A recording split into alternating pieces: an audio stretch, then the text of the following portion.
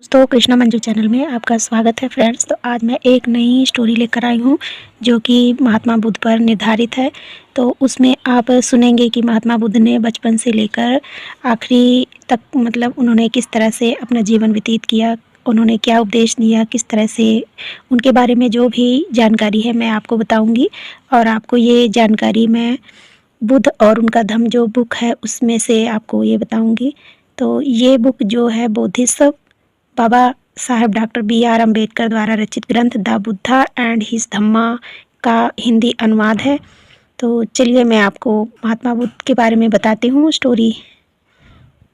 ये महात्मा बुद्ध की स्टोरी जो कि मैंने बुक से ली है, इसको मैं एक वीडियो में आपको नहीं बता सकती, इसलिए आप जितनी भी वीडियो अब मेरी आएंगी आप उस वीडियो में बारी बारी से उनके बारे में जानकारी हासिल करेंगे। तो आज के वीडियो में ज़्यादा लंबी वीडियो नहीं बनाएंगे हम, बस 5 मिनट 10 मिनट की वीडियो रहेगी, उसमें जितना हम आपको बता पाएंगे उतना बताएंगे। अगला जो भी जानकारी है उसको हम अगली नेक्स्ट वीडियो में बताएंगे। तो चलिए आपको मैं महात्मा बुद्ध की स्टोरी बताती हूँ। थोड़ा फ्रेंड्स मुझे वॉइस ओवर करने में दिक्कत होती है, तो इसलिए प्लीज़ मेरी जो आवाज़ है अच्छी आपको नहीं लगेगी, लेकिन प्लीज़ ध्यान से सुनिएगा तो आपको स्टोरी बिल्कुल अच्छी लगेगी और मैं कोशिश करूँगी कि अच्छे से आपको मैं बता पाऊँ। तो चलिए अब स्टार्ट करते हैं फ्रेंड्स। इस कहानी में मैं आपको गौतम बुद्ध के जन्म से लेकर जब उन्होंने परिवार का त्याग किया था तब तक की स्टोरी आपको सुनाऊंगी। तो सबसे पहले हम बताते हैं कि सिद्धार्थ का कुल कि किस कुल से वो थे। काफ़ी ईसा पूर्व 6ठी शताब्दी में जब उत्तर भारत में पूरी तरह से प्रभुता संपन्न कोई भी राज्य नहीं था, पहली बात। और दूसरी बात, देश अनेक छोटे छोटे बड़े राज्यों में बटा हुआ था। उनमें से कुछ राज्य जो थे वो कई तरह के, उनमें जहाँ जैसे अकेले राजा का अधिकार था वहीं कुछ किसी अकेले राजा का अधिकार नहीं था, इस तरह के थे। नंबर 3, जो राज्य में अलग अलग राजाओं के अधीन, कुछ राज्य जैसे इस तरह के थे कि जो अलग अलग राजाओं के अधीन थे, उनमें कुल संख्या 16 थी। उनके नाम थे अंग, मगध, काशी, कौशल, मूल, इसी तरह के काफ़ी ढेर सारे राजा थे। नंबर 4, चौथी बात यह है कि जिन राज्यों पर किसी एक राजा का आधिपत्य नहीं था, हर एक अपने अपने राज्य के राजा थे। कपिलवस्तु के शाक्य, पावा तथा कुशीनारा के मल, वैशाली के लिच्छवी, ऐसे ऐसे कई अपने अपने राज्य के अलग अलग राजा थे। और 5वीं बात है, जिन राज्यों पर किसी एक राजा का अधिकार था वे जनपद कहलाते थे, और जिन राज्यों पर किसी एक राजा का अधिकार नहीं था वो संघ और गण कहलाते थे।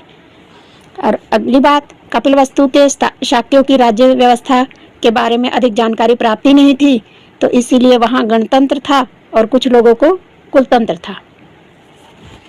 वैसे ही तो ये स्पष्ट है कि शाक्य के गणतंत्र में कई शाक्य परिवार भी थे और एक दूसरे के बाद क्रमशः शासक करते थे, और शासक परिवार का जो मुखिया होता था वह राजा कहलाता था। सिद्धार्थ गौतम के जन्म के समय राजा बने जो बारी सुशोधन की थी।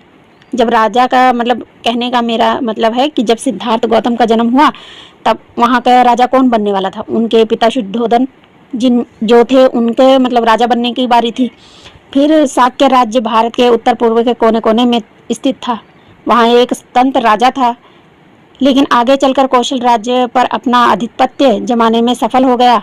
इसका परिणाम ये हुआ कि कौशल राज्य के स्वीकृति के बिना शाक्य राजा के लिए अपने कुछ राज्य के अधिकारों का उपयोग असंभव हो गया। उसी समय राजा के कौशल और शक्तिशाली राज्य था। मगध राज्य भी ऐसा ही था। कौशल राज्य प्रसेनजित और मगध राज्य बिंबिसार दोनों सिद्धार्थ गौतम के समकालीन थे। ये उनके कुल के बारे में जो जानकारी मैंने दी, ये सब सिद्धार्थ के कुल के बारे में था कि उनका कुल इस तरह का था। तो फ्रेंड्स अब मैं बताती हूँ आपको सिद्धार्थ के पूर्वज कि सिद्धार्थ के पूर्वज कौन थे। शाक्यों की राजधानी का नाम कपिलवस्तु था, और संभव यह कि यह नाम महान बुद्धिवादी मुनि कपिल के नाम पर ही पड़ा था। कपिलवस्तु में जयसेन नाम का एक शाक्य रहता था। सिंहनु उसका पुत्र था। सिंहनु का विवाह कचाना से हुआ था। उनके 5 पुत्र थे, शुद्धोधन, धोतोधन, सुकोधन, अमितोधन। 5 पुत्रों के अतिरिक्त सिंहनु की 2 पुत्रियां भी थीं, अमिता और पमिता। परिवार का गोत्र आदित्य था। शुद्धोधन का विवाह महामाया से हुआ था, जिनके पिता का नाम अज्जन था और माँ का नाम सुलक्षणा था। अज्जन कोयलिया था और देवदह नाम के गांव में रहता था।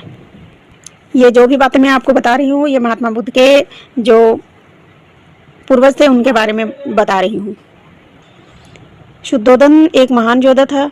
जब शुद्धोधन ने अपने सैन्य पराक्रम का परिचय दिया तो उसे एक और विवाह करने की भी अनुमति मिल गई। उसने महाप्रजापति को चुना। महाप्रजापति माया की छोटी बहन थी। शुद्धोधन एक धनी आदमी था। उसके पास बहुत बड़े बड़े खेत और बहुत सारे नौकर चाकर थे। ऐसा कहा जाता है कि अपने खेतों को जोतने के लिए वह 1000 हल चलवाता था। उसका जीवन बहुत ऐश्वर्यपूर्ण था और उनके बहुत सारे महल भी थे। तो फ्रेंड्स, आपको हमारी ये वीडियो कैसी लगी? अगर अच्छी लगी हो तो प्लीज़ लाइक शेयर कमेंट कीजिएगा। नए हैं तो सब्सक्राइब कीजिएगा। मैं आपके लिए इसी तरह से स्टोरियाँ लेकर आती रहूँगी और आपको मैं इससे आगे की स्टोरी भी बताऊँगी, जो कि राजा शुद्धोधन के घर जिन सिद्धार्थ का जन्म हुआ था उसके बारे में आपको आगे जानकारी दूँगी। तो नेक्स्ट वीडियो देखिएगा ज़रूर। तब तक के लिए नमो बुद्धाय, जय भीम।